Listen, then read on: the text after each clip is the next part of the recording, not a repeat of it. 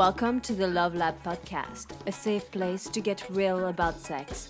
Whether you're a man, woman, single or couple, this is the show for you because, well, sex matters. We are your hosts, Kevin Anthony and Céline Remy. All right. Welcome back to the Love Lab podcast. This is episode 22 and this is a new year. We are starting off the new year with episode 22. Well, and because it's a new year, it's a great time to sit down and reevaluate things in your life. Absolutely. So this episode is 10 signs that you're in the wrong relationship. And why we thought it was great to start the new year off with that is, just as Celine said, the new year is a great time to reevaluate everything in your life. How is your business going? How are your kids doing? What kind of goals have you created? And so the same thing applies to your relationship. How's your relationship going? How's it working? What has worked? What didn't work? It's a good time to really sit down, and we love to do that every year and readjust. And just because we set goals and we have intentions doesn't mean we always meet them. But it does mean that it keeps us focused on creating that which we want. Yeah, and we might talk more about goals in another episode, but just to briefly talk about that is, every business coach, success coach, life coach of anything in the world will basically tell you that you won't be successful unless you set goals. You need to know what it is where you want to be, so that you can figure out how to get there, right? So goals are kind of an important thing, and that sort of goes hand in hand with reevaluating where you're at. So always a good exercise to go through in everything in life, including your relationship, especially if you're feeling like your relationship isn't as fulfilling as it could be. If you're feeling your sex life is not as hot. Yeah. Yeah, So and we can adjust it. So you got to figure out where you're at and where you want to be and how you can get there. So before we actually go into the 10 things, we wanted to bust a couple of relationship myths. And these are things that we hear all the time, like on a weekly basis, practically. These are things that we hear. And so we would like to just bust them first before we get into the 10 things. Myth number 1 is that relationships are hard and that they require a lot of work. Oh boy, we hear this one a lot. We see people constantly, how are you doing? Well, we're struggling right now and we're going through some stuff. But that's how relationships are. No, actually, that's not. I mean, that's how your relationship is. And as you'll see when we go through the 10 signs, it's definitely a sign that you're not with the right person. But the idea that you constantly have to struggle and it's so much work, you need to really drop that. This is something that's perpetuated throughout our entire society. I mean, watch any TV sitcom, watch just about any movie. Read all the magazines, the men's magazines and the women's magazines. There's this constant reinforcement that relationships are hard and it's the battle of the sexes and this, that, and the other thing. And it really is not true. So that's really the first idea. Like, hey, let's start changing this and think like relationships are beautiful playgrounds. Does it mean it's butterflies and roses every single day? No, but it's not a struggle. Absolutely not. Yeah, and so in myth number 1, we say that they're hard and that they require a lot of work. And I just want to talk about the work part, because I know some of you are probably listening going, well, yeah, they do require work. Yeah, we're not saying that relationships don't require work, right? There's always stuff that you have to do to make sure that your relationship remains vibrant and healthy and happy and loving and sexy. I would say your car needs work. Maybe your business plans need some rework, but I don't think your relationship needs work. It's more like attention. Attention, exactly. I like that. That's a great reframe. It's not really work, it's attention, and hopefully positive attention. But the idea is that, you got to put energy and intention into your relationship. So we're not saying that you don't have to do anything, but it shouldn't feel like it's constant work. Like it's just always slaving away at trying to make it work. Like that's a real sign and a real myth.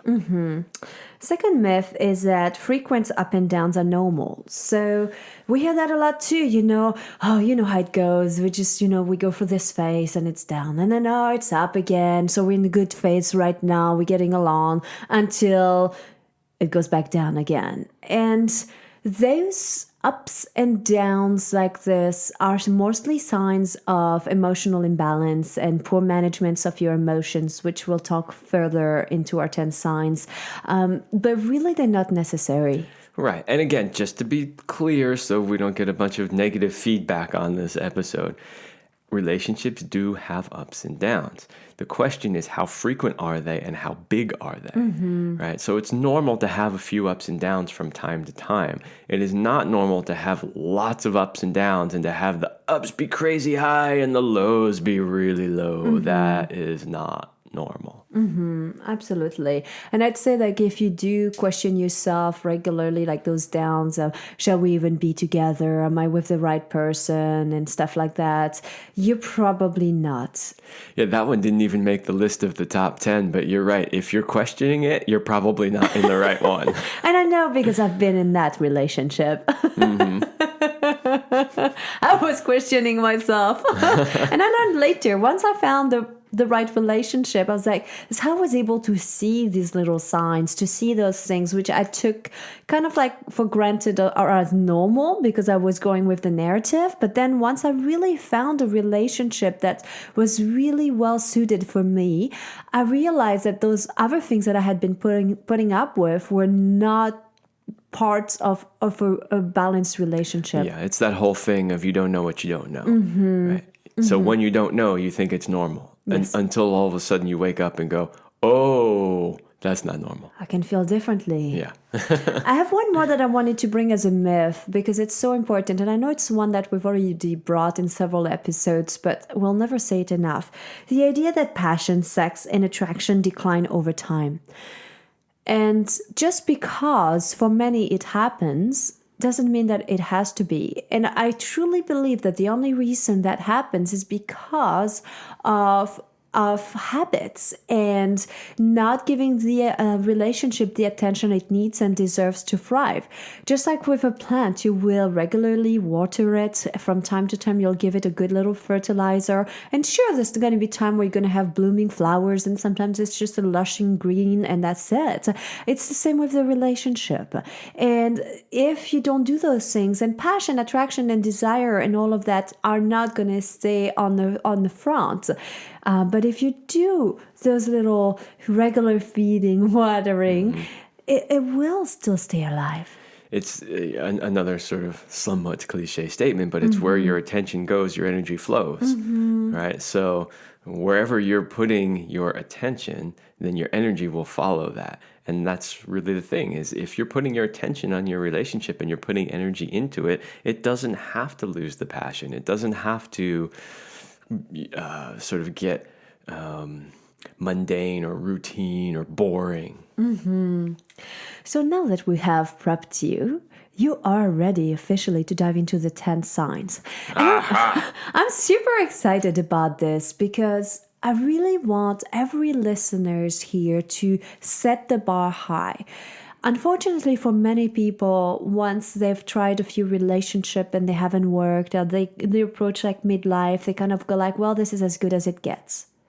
And I want to say, don't settle for less than what you want and deserve. Because there is a match for everyone, and everyone deserves and needs to have a fulfilling relationship. Wow, that must be another myth that we should add to the list, which is well, this relationship really isn't that good, but it's the best one I've ever had, and there's nobody else that's going to love me this much or whatever. Yes, there is. Absolutely there is. We have seen it with some of our more eccentric friends, that they have found people that matched all of their eccentricities. When we were like, wow, who even knew that was possible, right? So there is somebody out there for everyone. So maybe we'll add that as a bonus myth. Okay, so let's get into the top 10 signs. Now, This is, for those of you old enough to remember, this is not a David Letterman top 10 list where we start at number 10 and work our way up to the number one biggest one. These aren't in any particular order. So don't think that number one is more important than number 10 or anything like that. They're just the order we brainstormed them in. Yeah, and by the way, if you come with an 11th, 12th, and 15th signs, please add them in. They're not all there are. Yes, this is not an exhaustive list of every sign, but it's really what it is working with clients and having our own personal experience with enough relationships over the years. We just sat down and said, what are some of the big ones that we hear, see, and have personally experienced? So Here they are. Number 1. If you experience constant and frequent miscommunication, you're probably in the wrong relationship. Yeah, this is a tough one because it's present in a lot of relationships. And first, let's just say that if you've worked on your communication skills and you have at least a decent foundation of how to communicate as a mature and emotionally mature adult, and you're having frequent miscommunications, that's a real indication. Now, there's a lot of people out there that have just never learned how to effectively and efficiently and compassionately communicate, in which case maybe that's not the greatest sign. But if you've at least got some decent foundation of communication and you're having these constant I thought you meant this, but you really meant that, and it's leading to a lot of arguments and things, then that's a real sign. Yeah, and I mean, people can find a way to manage differences in communication, and it works for some. But what I've noticed is it takes a lot of energy to do that. And it's so much easier to be in a relationship when you don't have to constantly have to do the adjustments. Yeah, and that's a big one. A lot of people don't realize that, yes, if you really learn good strategies, you can find ways around that. And actually, that's a lot of the counseling work that we do is teaching people who are in relationships that want to stay in relationships, how can they work around the differences in communication that they have. So it's teaching them a lot of skills and tools. And that's really valuable. But most people don't realize that it's a big energy drain in a relationship. You spend a lot of energy just trying to be heard and understood. Absolutely. Tell us about number 2, Kevin. All right, number 2, you don't feel 100% free to be 100% yourself. Right? So you don't really feel free to really be fully expressed as who you are as a person. And authentic, let's say you have quirky little habits or that, I don't know, there's things you like a certain way and you're thinking, if I do this, he or she, they will not like me anymore, love me. They'll withdraw their love because I'm into this relationship where I have conditional love. Yeah, and we all have parts of ourselves that we think that nobody likes but us, or maybe we don't even like it ourselves. Yeah. And so we're like, ooh, if we don't like it, they're really not going to like it. So we all have those parts. And when you're in a relationship that really truly serves you and each other, you feel okay to share all that stuff because there's not going to be judgment. There's not going to be repercussions for sharing it. A lot of times people are afraid, well, I kind of, I've never told her that I really kind of like looking at porn, and if I tell her that, she's going to be really pissed off at me, and because she has this thing about it, so I can't share that, I can't hide that. So now what happens? Now you're like doing it on the side when she's not around, you're withholding it, you're subscribing to sites and trying to hide the credit card charges and all that kind of stuff. All of that stuff that you're hiding is, again, it's like a negative flow of energy under the surface that slowly eats away at the trust in the relationship. Yeah, so right here you brought in sign number 3, which is about you hide things from your partner or you even cheat. And so I think like the number 2 and 3 where you're not fully yourself, and then because you're not fully expressed, you have to find a way and an outlet to be expressed, but that needs to not be with your partner. These are really bad behaviors. They do not bring forth intimacy. Yeah. One of the things that I love about our relationship is that, we say we're team us. Like we've made a commitment to be together in a relationship. And so we pretty much share everything. There's full transparency. I mean, there's nothing that's being held back. Even some of the stuff that you sometimes really want to hold back. It's just got to be out in the open so that everybody knows everything. And I think with the cheating is very important that, we are in 2019 and there are so many different models when it comes to relationship. And it's really important to understand that monogamy is not the only options nowadays. There are so many people that teach open relationship. And we've had a whole episode on the different relationship styles. So make sure you go and listen back to it if you're in that boat that you would like to have alternative options. And it's really, really important to know these and to see that if monogamy does not suit you, rather than cheating on your partner and not being in integrity, because every time you're lying to yourself and your partner, it's taking away from that essence of connection and intimacy of the relationship. So if you can find a different model that can suit you better, where you don't have to have those, where then you can still have the relationship while having integrity with your partner, it's a win-win for everyone involved. And that's much more fulfilling in the long run, in my opinion. Yeah. So if you're secretly having desires to have another lover or another partner or another relationship style, and you're hiding that from your partner, that's a problem. That's also actually a good segue into the next one, which is number 4, where you have different goals in life. So, this can show up in many different ways, but since we're sort of talking about relationship styles, we personally know people who, they're in a relationship and either one wants to be poly and one wants to be monogamous. We've seen that many times. We've even seen where one wants to be poly with a small set of lovers that are regular same people, and then the other person wants to be full-on swinger. The point is that there's a mismatch. So a sign that you're in the wrong relationship is that you don't share the same goals for what your relationship should be. Well, and that could also be one person wants kids and the other one doesn't. Exactly.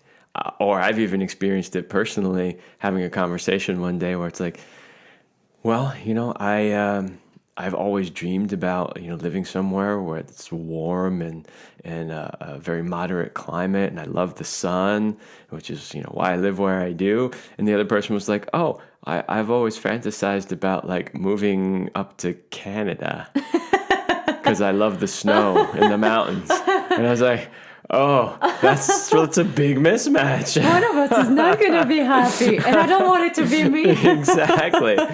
It could be career goals too. Absolutely. And basically, you can be different. We're not saying that you have to be matchy-matchy in everything, but your values, the core values need to be aligned. And your partner ultimately needs to be able to support your dreams. Yeah. And it doesn't mean that sometimes, you will do something to support somebody's dreams and it might not be your ultimate thing, but it's only for a short period of time. You're doing this for your partner. There's time like this where it happens. But that whole idea that you are aligned with your core values, that's absolutely essential. And that those vision of how you'd like your life to be in the future and as you're aging absolutely need to be aligned. Yeah, so not everything has to be perfectly aligned. We're all individuals, right? Of course. But yeah, the main core things that you want to achieve in life should be, if not the same, very similar. And I love, we did not write the list like this, but I love how each one of these is naturally segueing into the next one. Right? Because what's the next one? Number 5. Well, you're not in the right relationship if you're not bringing out the best in each other. Exactly. So I love how we were just talking about how the partner should support each other's dreams. And now here we are at number 5, which you're not bringing out the best in each other. Years ago, I went to a conscious uncoupling ceremony with some good friends that had been together for, I think, about 12 years or so. And they did a ceremony to sort of symbolize that they were uncoupling. Now, this was quite a few years ago. Now, since that has happened, there's been whole books written on it. But this was not something that was normal, back when they actually created the ceremony. But one of the things that he said in the couple was that when they got together, they made sort of a pact that they would only stay together as long as their relationship brought more good into the world than not. And so that was their way of saying that as long as we're bringing out the best in each other, which is then rippling out into the world, then it was in alignment to stay together. That's so beautiful, because that means that if the world isn't a better place for the two of you being together, then there's no need of being together. Yeah. And if you're really in alignment with your partner, there's a synergy that's created that does ripple out to the world. And, it doesn't mean you're going to radically change the entire world. It might just be the other couples you hang out with. Yeah. Or your parents. Exactly. Or your other family members. Like there's something about the energy that's created there when you're really in alignment and synergy that does ripple out. Yes. And it starts small to make big changes. So it starts at that level. Number 6, if you are arguing a lot and you're fighting and there's like things like jealousies and real anger, sometimes screaming things, and it's like basically if you don't know how to manage your emotions, you're in the wrong relationship with that person. Yeah, and this is another one where we don't mean to say that if you fight, you're in the wrong relationship, or I should say if you have disagreements, because fighting really isn't the right word. I think two emotionally mature people don't ever fight. No. They might have disagreements, they might have discussions, but they don't fight. We've never fought. Never, not once. And so I'm like, sometimes you say something, you're like, well, I don't really agree with it, and it's your opinion, and mine's this way. And sometimes we come to a place where we both understand each other, or sometimes one gets converted, and sometimes we don't, and we just agree to disagree, and we're okay with it. We don't have to... I think that fighting is such a poor behavior that's how I saw my parents communicate and share their love, by disagreeing, and we do this pulling away and then coming back together and stuff. And I think it's so exhausting. It really is. So really, it's like, I want to say, grow up. And so if one of you is not having the skills necessary, go take workshops, because I think that all of us had to learn the skills. I don't think we all were perfect. I sure was not. I went and took numerous workshops, worked on myself, had... little sheets on my fridge in my bedroom, on areas where I knew if I was triggered, to go, okay, what do I do if I'm triggered? How do I react? So that I changed patterns and I stopped doing those things that I didn't like being mad or not talking and giving the cold treatments, and being able to actually say, going beyond just the mad in terms of the needs being met and what's really underneath, and that creates the connection. And so if you haven't developed those skills, then you go get them. If you have those skills, and then with that relationship, it constantly pushes you buttons, because there's also this idea that we have such a perfect match, and then we also press each other's buttons. And I'm like, it doesn't really have to be that way. If you're the perfect match, you won't be pressing each other's buttons all the time. It's not something you do to somebody that you're well aligned with. But just to summarize that one up, that a lot of the arguments can be because you don't have the skills. But if you've got the skills and you're still arguing a lot, that's a real sign. Absolutely. It's a real sign. Number 7, you aren't making an effort and putting attention into the relationship. And this is a subtle one, because I see that mostly down the road for people that have been together. It doesn't even have to be that long. I want to say past the honeymoon phase. So anywhere beyond 6 months to 2 years. But I see sometimes people that go at the beginning of the relationship, you went out of your way, you went and got flowers, or you did something nice for the partner. And then doing those little things, you're like, why bother? I don't feel motivated. I'd rather watch TV or go, sit down with my friends and do this, rather than put it into my relationship. If that's how you feel, you're in the wrong relationship. Yeah, if you're really in alignment again, then you'll be inspired to do these things. Exactly. And It's they're never not a chore. Yeah, they're not work. No. It's a joy. It's like, oh my God, I'm contributing to my partner's happiness. What a gift. Both ways. Number 8, you've lost yourself. You don't have your own individuality and interest. Wow. This happens more often than most people realize. In fact, I've had some good friends. I won't say the names, but we've actually taken half of each of their first names and combined them into one and just called them one name because it was like one entity basically once they were together. And not to say that that's a terrible thing, but if taken to the extreme and you lose your individuality, that can really be tough, especially if it's one person in the relationship who's sort of dictating that. So like when two people get together and there's that magical synergy and it's just like they're one, okay, that's one thing. But sometimes what you'll see is one person overtaking the other one and making it all about that one sort of person. And a lot of women tend to not have any more interest but their partner. And it's like, he's my whole life. And I've seen guys do that too. I've seen men sometimes like, she's my everything. And it is romantic to a certain level, but I still think you need to have your own girlfriends or boyfriends, like friends, basically. You need to have activities that you go do on your own from time to time so that you have a chance to meet each other. And you still need to have things that you like. And if your partner is not really liking them, but because you're in the right relationship, they support your dreams and support you, it's all fine. Yeah.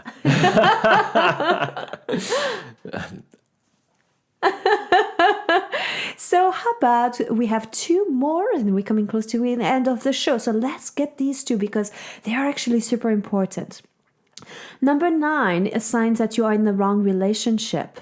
Oh my God, this is such a huge one. You love who they could be. So basically you love their potential rather than really who they are. Oh my goodness. It's like, if only, I love him because I see his potential and how fantastic he could be and become. If only we had a nickel for every time we've heard this one. I mean, really, so many times when people come in for counseling, this is what you hear. Well, if they would only just be like this, it would be great. I mean, they're so amazing if they would just be like this. Exactly. One of the number 1 rules in relationship is you have to love somebody for who they are right now. Absolutely. In this moment. Not who they were, not who they could be in the future. The past doesn't exist. The future hasn't happened yet. You have to love them and accept them for who they are right now. And if you can't do that, you're in the wrong relationship. Yes. I always have a practice that I ask people to do, and it's like forward yourself 5 years down the road. If nothing changed at all in your relationship, could you confidently say that you are totally happy, satisfied, and fulfilled? If your answer is no, then make the changes, whether it's change your own behavior or change your relationship, because that's not sustainable. Yeah. We can almost do a whole episode on that too because it's so common. It's huge. Okay, I want to share number 10. All right. Yo, please. Okay. This is a really big one that we didn't realize until we got together. And so that was kind of a big aha that came for us. And you may not quite get it, but we'll do our best to share it with you. Basically, you are in the wrong relationship if you are subconsciously always still looking or fantasizing about someone else. Okay, so this doesn't mean you have a crush on a movie star or that, just because you thought somebody else was attractive, that somehow you're not all in. There is a subtle thing that when you're in a relationship and rather than say stay at home and cuddle on the couch, there's some cool event or thing going on, and you're like having massive FOMO about being there. Now, it may be that it's just a cool event and you want to see whoever the performer is, or you want to just be social because you haven't been out in a while. Like, that's totally normal. But if you see this repeated pattern where you're not really happy or content to stay home, and if there's something going on, you always have to be there. Like, you have to be out. I just totally drew a blank on the word, but socializing, and being around people all the time. What a lot of people don't realize is that there's this subtle underlying desire or drive to keep looking for that right person. Mm-hmm. Even though you have the person that in your mind you're saying is the one because you're with them, mm-hmm. You're not realizing that once you finally feel like this is the right one, all of a sudden you're like, okay, well, there's a cool event going on. I actually would like to see that person who's playing music or giving a talk or doing whatever, and I know all our friends will be there. But you know what? I'm perfectly happy right here on the couch, mm-hmm. snuggling with you. I see it too in terms of the idea of like, wow, this is the only person I'm going to have sex for the rest of my life. Oh, that's a good one. And, independently of what your relationship style is, but for me, that's kind of how it showed up when I thought, wow, if Kevin was the only man I would ever have sex with for the rest of my life, I am totally happy with that. And we can still choose the context of our relationship and open it up at a certain time if that's what we want to do. But this is very different than in previous relationships where I absolutely knew, I was like, no, I will need other people. Something different needs to happen. Even though I was committed to the relationship and I thought I was all in or that I was satisfied, it's a very, very subtle difference. And that's kind of why we're hoping that we get to translate that. And sometimes it's okay, like to be in a relationship knowing that this is not the long-term relationship. You're in it for a season, for a reason. It's just like something that you're learning and this is good for now. But it's very different than trying to convince yourself you're in the right relationship when you know it's not quite it. Exactly. And that's the big difference is it's okay, as you said, to be in a relationship for a reason or a season or whatever it is, as long as you are aware of that. Absolutely.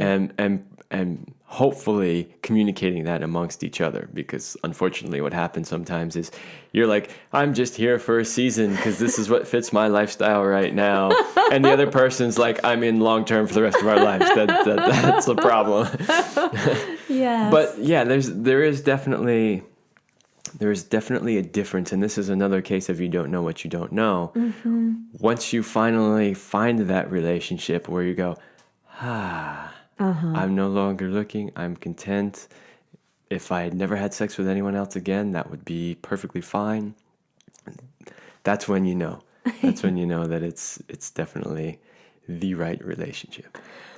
Well, we hope that these 10 signs were helpful for you to take a good check at your relationship and take a good look at it, make a list of pros and cons. And as long as the pros outweigh the cons by at least double, in my opinion, not just one more, but at least like double, it's still worth being in the relationship. And you don't have to be in a relationship for a lifetime. Like we said, this relationship could be for this time period and for the growth and for what it brings, as long as it is, there's the clarity in it. Yeah. So again, this list is not exhaustive. There are other signs, but these are some of the big ones that we've either seen or personally experienced. We hope that it was helpful, and the new year is a great time to reevaluate where you're at and start making the changes to be where you want to be. We hope you liked this episode of the Love Lab podcast. If you enjoyed this show, leave a comment and share it with your friends. And if you want more, we have an entire digital library with the best sex tips and relationship advice at CelineRemy.com. That's CelineRemy.com. So join us in the Sex Vault to continue this adventure. Thanks for listening. And remember, you're amazing.